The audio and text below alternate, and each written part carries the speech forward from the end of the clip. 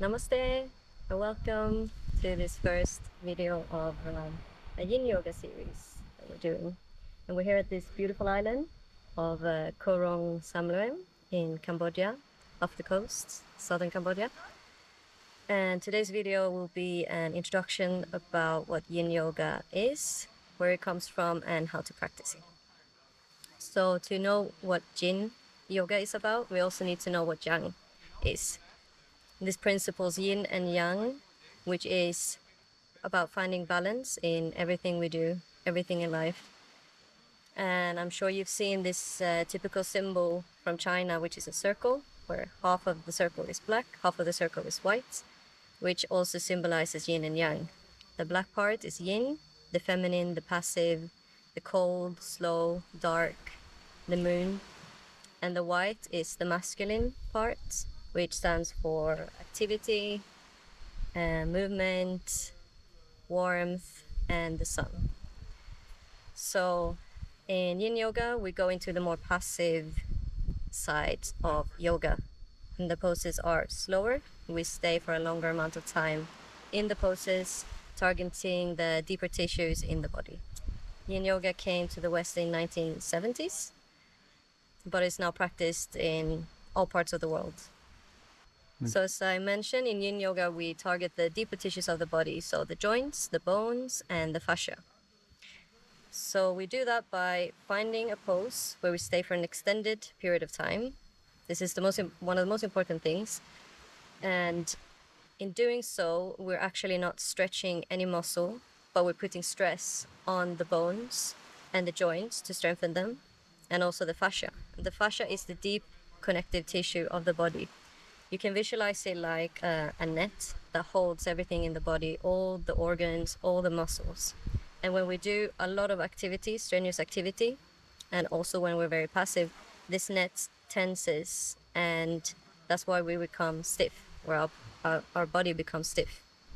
In Yin Yoga, when we allow the body to stay in these poses for an extended period of time, this net, the fascia, can be allowed to release and soften and relax, and our bodies become more open and more flexible.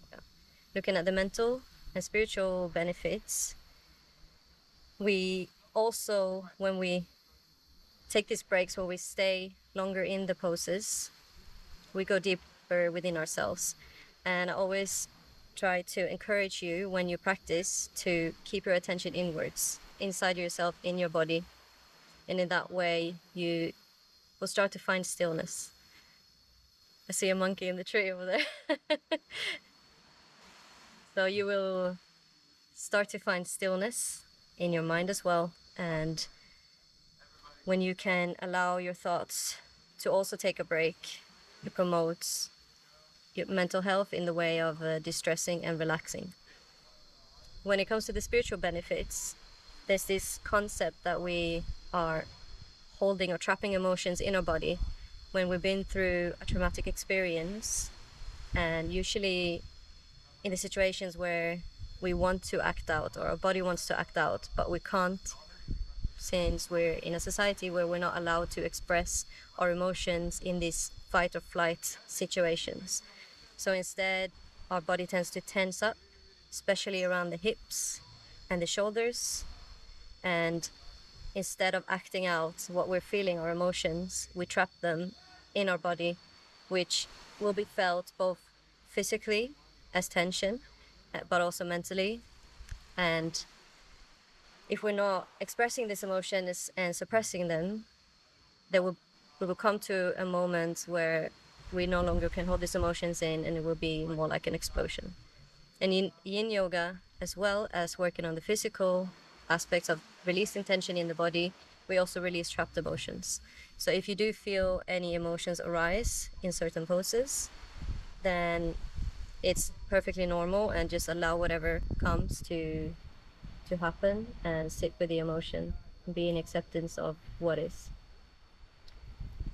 When it comes to injuries and so on, one of the most important things is to be kind to yourself. So in the poses, find your limit, but don't push yourself too hard. Find a point where you feel this intense stretch or stress in the body, but it should not be painful. And the most risky moments of the pose is getting into and getting out of the pose. So be mindful and be kind to yourself and your body. And if you do have any more serious injuries, you should probably avoid some of the poses where that part of the body is targeted. So it's important to listen to yourself, listen to your body, and don't push yourself too hard, because that's how injuries happen. So the three main principles of Yin Yoga is getting into the pose, finding your edge in the pose. As I was talking about, finding a place where it's intense but not painful. And the third principle is staying in the pose for an extended period of time. So one of the main things that separates Yin Yoga from the other types of yoga is the amount of time we stay in the pose. And usually the time is 3 to 5 minutes per pose. And when you go into the pose, try to find stillness in your body, in your mind, and in your breath. The body should be stable, so the muscles are not engaged. When we start to engage the muscles, we lose all these good benefits of Yin Yoga, since we're no longer targeting the deeper tissues anymore.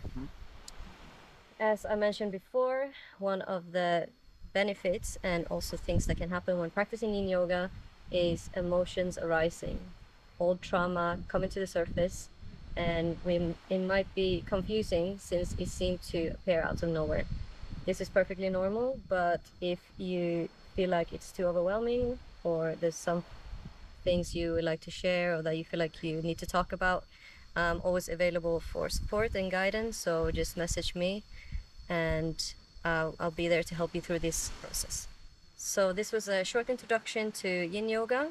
In the next video, we'll be moving into some poses, and the first theme in the series will be about getting to know your body. There's not actually going to be any Yin Yoga poses, but there will be poses and some breath practices for you to feel into your body and getting to know your breath and yourself in preparation for the next video. So thank you so much for listening. I'll see you in the next video. Namaste.